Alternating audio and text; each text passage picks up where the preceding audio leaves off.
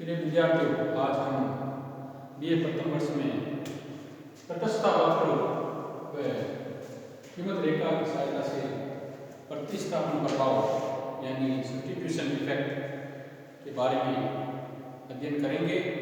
इससे पूर्व हम जो लेक्चर हमने पढ़े थे उस लेक्चर में हमने ये पढ़ा कि तटस्थता वक्र व कीमत रेखा की सहायता से कीमत प्रभाव और आय प्रभाव को हमने समझने का प्रयास किया था। आज हम तीसरा राजनीतिक प्रभाव जो है सब्स्टिट्यूशन इफेक्ट यानी इसको हम एसपी से डिनोट करते हैं, इसका अध्ययन करने जा रहे हैं। प्रतिस्थापन का मतलब यहाँ पर ये होता है एक दूसरे के स्थान पर उपयोग की जाने वाली वस्तुएं, उसको हम प्रतिस्थापन या सब्स्टिट्यूशन कहते हैं। प्रतिस्थापन प्रभाव को समझने से पहले हमें एक मान्यता ये रखनी होगी। इस प्रभाव को समझने के लिए उपभोक्ता की जो है मौद्रिक आय स्थिर रहे, यानी उपभोक्ता की आय में कोई परिवर्तन नहीं होना चाहिए। ये मान्यता हम ले सकते हैं। उपभोक्ता की आय स्थिर रहे।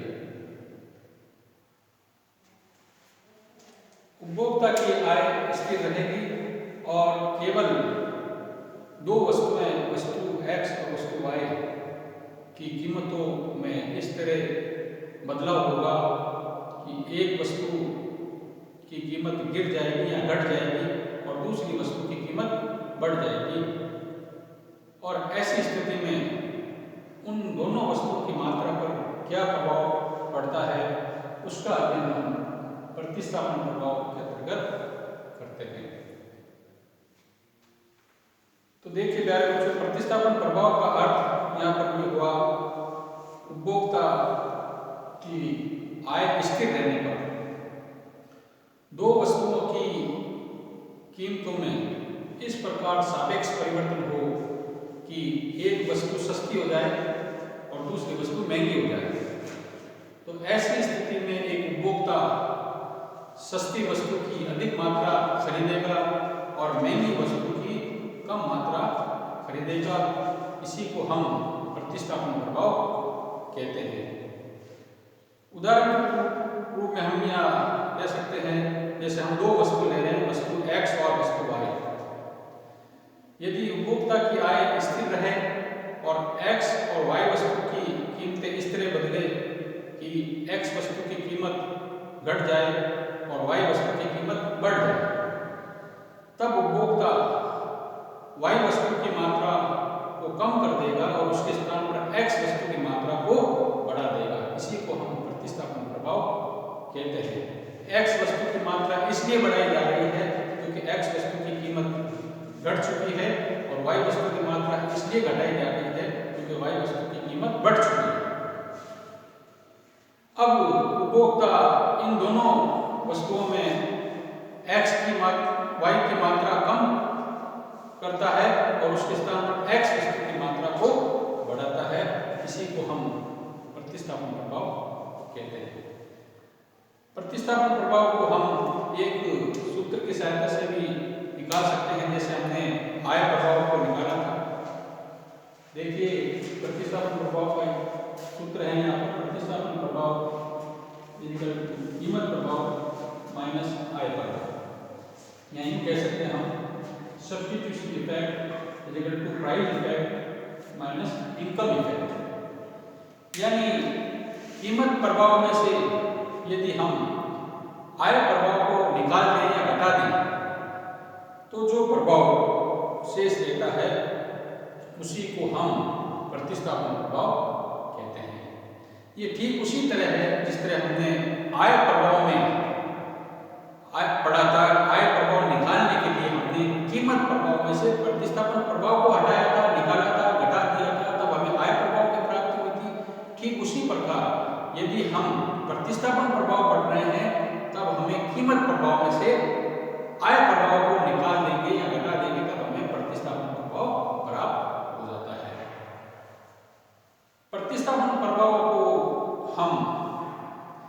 चित्र में विश्लेषण की सहायता से भी समझने का प्रयास करेंगे। देखें प्यारे विद्यार्थी, हमें चित्र में विश्लेषण कर रहे हैं। O और X पर हमने X वस्तु की मात्रा को लिया है और OY जो लंबवत अक्ष है इस पर हमने Y वस्तु की मात्रा को लिया है। ये A और B कीमत रेखा है। A और B क्या है? कीमत रेखा। इसको हम मूल कीमत रेखा भी कह सकते हैं। इसमें परिवर्तन अभी नहीं हुआ है। इसको हम बजट रेखा भी कहते हैं। बजट रेखा भी इसको कहा जाता है। अब देखिए, ये वस्तु Y और वस्तु X को हमने लिया है और ये बजट रेखा है A और B, यानी Y वस्तु की मात्रा OA से ज्यादा नहीं प्राप्त कर सकते और यदि सारा इनकम X वस्तु पर खर्च करने जा रहे हैं तो हम X वस्तु की OB से ज्यादा मात्रा नहीं ले सकते। अब देखिए प्यारे बच्चों, उपभोक्ता की आय स्थिर रहती है, उसमें कोई बदलाव नहीं आएगा और दो वस्तुओं की कीमतें बदल रही है। कैसे बदल रही है? सापेक्ष परिवर्तन आ रहा है दोनों वस्तुओं की कीमतों में। चित्र में पढ़ते समय हम ये समझाएंगे कि X वस्तु की कीमत घट रही है और Y वस्तु की कीमत बढ़ रही है। इस आधार पर हम प्रतिस्थापन प्रभाव को यहाँ समझने का प्रयास कर रहे हैं। X वस्तु की कीमत घटने पर उसकी मात्रा बढ़ जाएगी और Y की वस्तु की कीमत बढ़ने पर उसकी मात्रा पहले से कम हो जाएगी। तो देखिए, X वस्तु की कीमत हम यह मान कर चल रहे हैं, X वस्तु की कीमत घट रही है और Y वस्तु की कीमत बढ़ रही है। तो X वस्तु की कीमत घटने पर X वस्तु की मात्रा OB से बढ़कर OB फर्स्ट हो जाएगी और Y वस्तु की कीमत बढ़ रही है तो उसकी मात्रा OA से बढ़कर OA फर्स्ट हो जाएगी। अब हमें ये दो पॉइंट प्राप्त हुए, A फर्स्ट और B फर्स्ट। अब कीमत रेखा यहाँ से चेंज होकर बदलकर नई कीमत रेखा इन दो बिंदुओं को हम मिलाते हैं, B फर्स्ट और B फर्स्ट, तो हमें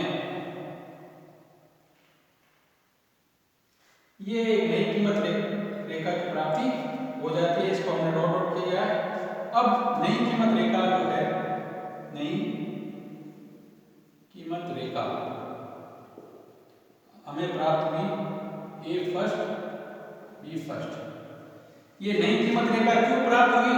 क्योंकि यहाँ हमने देखा X वस्तु की कीमत घट रही है और Y वस्तु की कीमत बढ़ रही है, तो उसकी मात्रा बढ़ जाती है और उसकी मात्रा घट जाती है। इन दोनों को मिलाने पर हमें नई कीमत रेखा AB फर्स्ट प्राप्त हुई। अब देखिए कि प्रतिस्थापन प्रभाव में केवल दो वस्तुओं की कीमतों में सापेक्ष परिवर्तन हुआ है। एक वस्तु यानी X की कीमत घट गई है और Y की कीमत बढ़ गई है, लेकिन उपभोक्ता की आय पर कोई प्रभाव नहीं है। उपभोक्ता की आय स्थिर है।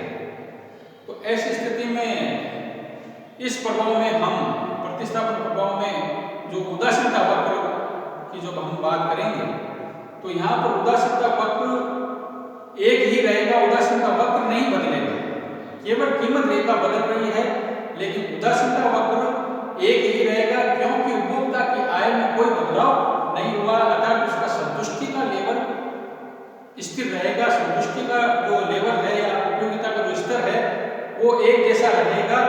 और इस तरह हम यहाँ पर एक बिंदु यहाँ पर डालेंगे और एक ये नई कीमत रेखा पर डाल के एक हम उदासीनता वक्र ड्रॉ करेंगे जो इस तरह से होगा। ये IC उदासीनता वक्र होगा, ये बिंदु E हो जाएगा और यहाँ पर हमारे नई कीमत पर ये बिंदु E फर्स्ट हो जाएगा। तो इस बिंदु से इस बिंदु की ओर जब हम चलन करते हैं तो इसी को हम प्रतिस्थापन प्रभाव चित्र में विश्लेषण की सहायता से या चित्र में दृष्टिकोण की सहायता से प्रतिस्थापन प्रभाव कहते हैं। तो देखें प्यारे बच्चों, हमने इससे पूर्व के दो प्रभाव पढ़े थे, कीमत प्रभाव और आय प्रभाव। कीमत प्रभाव और आय प्रभाव में उपभोक्ता का जो उपयोगिता का स्तर है वो बदल गया था, क्योंकि उदासीनता वक्र बदल गया था। कीमत प्रभाव में भी उदासीनता वक्र बदला था, आय प्रभाव में भी उदासीनता वक्र बदला था, लेकिन प्रतिस्थापन जो प्रभाव है उसमें उदासीनता वक्र या तटस्थता वक्र एक ही रहता है, वो नहीं बदलता है। कारण है उपभोक्ता की आय यहाँ पर स्थिर है, जबकि उन दो प्रभाव में उपभोक्ता की आय में परिवर्तन हुआ था, इसलिए उपयोगिता का स्तर भी बदल गया था। अब देखिए यहाँ पर हम देख सकते हैं बिंदु ई से, क्योंकि x वस्तु सस्ती हो गई है और y वस्तु महंगी हो गई है, तब हम ई से ई फर्स्ट की ओर चलन करेंगे तो इधर x वस्तु की मात्रा बढ़ेगी और उधर y वस्तु की मात्रा घट जाएगी। इसी को हम प्रतिस्थापन प्रभाव कहते हैं। तो यहाँ लिख सकते हैं हम यहाँ पर बिंदु ई से ई फर्स्ट की ओर